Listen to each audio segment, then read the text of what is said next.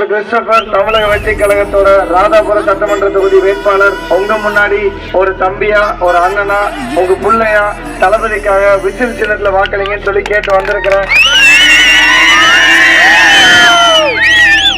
எல்லாருமே தீய சக்தி வரணும்னு ரெடியா இருக்கீங்கன்னு தெரியுது.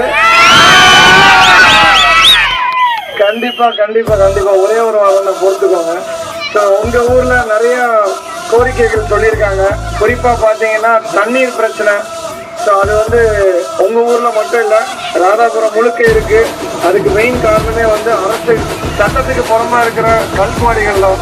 ஸோ முடிஞ்ச அளவுக்கு அந்த கல்குவாரிகளை வந்து நம்ம வந்து மூடுறது தான் நம்ம எடுக்க போற முதல் ஆக்ஷனு, சரிங்களா? ஸோ கல்குவாரிகளை மூடினாலே நமக்கு ஆட்டோமேட்டிக்கா நீர் வளம் வந்து பெருகும், நம்மளுக்கு வந்து நல்லா வந்து நீர் இருக்கும்.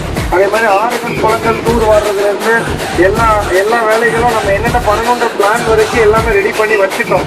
ஏன்னா நம்ம தான் ஆட்சிக்கு வர போறோன்றது உறுதி, அதனால ரெடியா இருக்கு.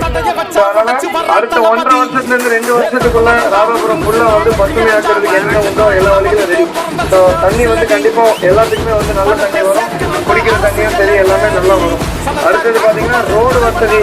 ரோடு வந்து எங்கேயுமே ராதாபுரத்துல கிடையாது, ஆனா போட்டாச்சுன்னு சொல்லி பாக்கெட்ல காசை போட்டு போயிட்டாங்க. இதுக்கு முன்னாடி இருந்த ஆட்சி உங்களுக்கு தெரியும், எல்லாரும் பார்த்துருக்கீங்க. ஸோ கண்டிப்பா நம்ம ஆட்சியில நம்ம ரோடு போட்டு தருவோம். அதே மாதிரி இந்த சாக்கடை வந்து சரியா இங்க வந்து நானும் வர வழிக்குள்ள பார்த்தேன், அது சரியா வந்து இதாகல, அது சரியா கிளீன் பண்ணல. ஸோ அது வந்து கண்டிப்பா நமக்கு வந்து பண்ணி கொடுப்போம். அது போக நான் ஒரு மருத்துவராக இருக்கிறதுனால கண்டிப்பா ஆம்புலன்ஸ் வசதி நம்ம ராதாபுரத்துக்கு அதிகப்படுத்தி கொடுப்பேன்றதை உறுதியாக சொல்றேன். அரசு மருத்துவமனை ராதாபுரத்துக்கு உட்பட்ட பகுதிகளில் பெருசா இல்லை. ஒன்று நம்ம ஆசாரிப்பள்ளம் போகிறோம், இல்லைன்னா திருநெல்வேலி போகிறோம். அதனால கண்டிப்பாக வந்து இங்கே ஒரு அரசு மருத்துவமனை கண்டிப்பாக செஞ்சு கொடுப்போம், அதுவும் நம்மளோட வாக்குறுதி. அதே மாதிரி மாதம் ஒரு இடத்துல ராதாபுரத்தில் நம்ம ஒரு இலவச மருத்துவ முகாம் ஒன்று போடுறதும் நம்ம வந்து பிளான்ல இருக்கு. கண்டிப்பாக அதுவும் நம்ம வந்து பண்ணி கொடுப்போம். ஸோ இளைஞர்கள் விளையாடுறதுக்கு வந்து ஒரு கிரவுண்டு கேட்டிருக்காங்க. ஸோ அதுவுமே வந்து நிறைய இடத்துல வந்து மக்கள் கோரிக்கையை வச்சிருக்கிறாங்க. இப்போ இருக்கிற தலைமுறை உங்களுக்கே தெரியும், ஃப்ரீயா விட்டோம்னா ஃபோன்லேயே தான் இருப்பாங்க, 24/7 ஃபோனில் தான் இருப்பாங்க. ஸோ அதனால அவங்க உடல் ஆரோக்கியம் வைக்கணும் அப்படின்னா விளையாட்டுல வந்து அவங்க வந்து பெருசாக வரணும். அதனால கண்டிப்பாக ஒரு மைதானம் வந்து கண்டிப்பாக அமைச்சு கொடுக்கப்படும், கண்டிப்பாக அதை பண்ணுவோம்.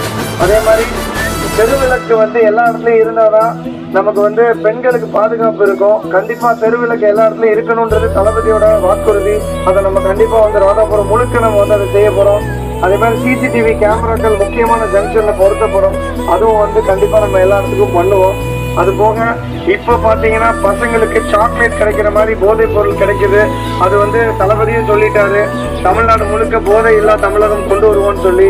இந்த ராதாபுரத்துக்கு அதை நான் வந்து கண்டிப்பா நான் வந்து செஞ்சு கொடுப்பேன், அது ஒரு வாக்குறுதியா சொல்றேன்.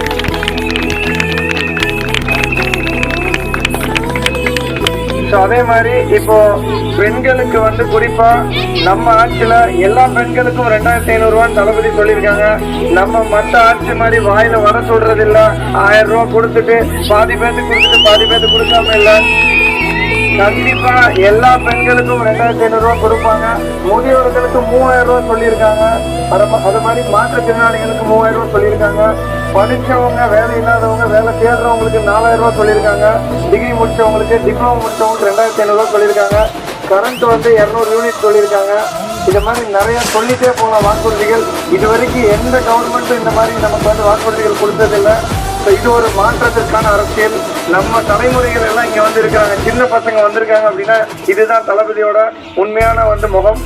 சின்ன பசங்களை கூட நம்மளை வந்து அரசியல் பேச வச்சுட்டாரு. அதனால கண்டிப்பா ஒரு மாற்றம் வரணும். இந்த தடவை நீங்க பண்ண வேண்டிய விஷயம் ஒண்ணுதான், அடுத்த வாரம் இதே நாள் இந்நேரம் நமக்கு வந்து போலிங் முடிஞ்சிருக்கும். நீங்க வந்து என்ன பண்றீங்க, விசில் அடிச்சுட்டே போய் விசில் வாங்குறீங்கன்னு சொல்றேன். கண்டிப்பா பண்ணுவீங்க நம்புறோம். அதே மாதிரி நம்ம விசில் சின்னம் வந்து 5வது இடத்துல இருக்கு. கரெக்டா நீங்க பாத்தீங்கன்னா 5வது இடம். நம்ம பார்த்து நம்ம போட்டுருவோம், நம்ம பெரியவங்களுக்கு தெரியாது, அவங்க வயசானவங்களுக்கு கொஞ்சம் சொல்லிக் கொடுங்க. 5வது இடத்துல இருக்கு. தளபதி கேட்ட மாதிரி தான் நானும் உங்ககிட்ட கேட்கிறேன், எனக்கு ஒரு வாய்ப்பு கொடுங்க, கண்டிப்பா உங்க ஊருக்கு நான் நல்லது பண்ணுவேன்.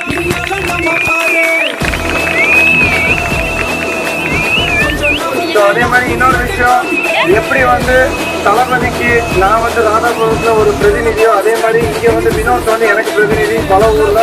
ஸோ நீங்க எதுனாலும்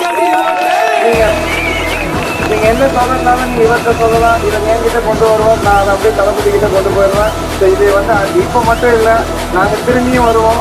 மே மாதம் 4ஆம் தேதிக்கு அப்புறம் ஒரு நாள் நன்றி சொல்றதுக்கு வருவோம். நம்பிக்கையோட நான் போறேன். கண்டிப்பா நீங்க விட்டுட்டு போறீங்க, நம்பிக்கையோட நான் போறேன்.